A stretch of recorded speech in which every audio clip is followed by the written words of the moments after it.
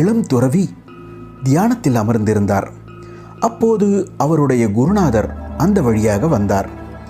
தியானத்தில் இருந்த சீடரை தொந்தரவு செய்யாமல் அருகில் அமர்ந்தார். சிறிது நேரம் கழித்து சீடர் கண் விழித்தார். குருவை வணங்கினார். நீ இவ்வளவு நேரமாக என்ன செய்து கொண்டிருந்தாய் என்று கேட்டார் குருநாதர். தியானம் செய்து கொண்டிருந்தேன் குருவே. எதற்காக தியானம் செய்கிறாய்? நான் புத்தனாக விரும்புகிறேன் என்றான் சீடன்.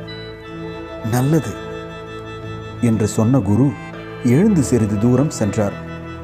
அங்கு கீழே கடந்த கல் ஒன்றை கையில் எடுத்து அதை வேகமாக தேய்க்கத் தொடங்கினார். குருவின் செய்கை பார்த்த சீடனுக்கு வியப்பு தோன்றியது. குருவே, என்ன செய்கிறீர்கள் என்று கேட்டான் சீடன். நான் இந்த கல்லை தேய்த்து கண்ணாடியாக மாற்றப் போகிறேன் என்று சொன்னார் குரு. குரு சொன்னதை கேட்ட சீடனுக்கு சிரிப்பு வந்தது.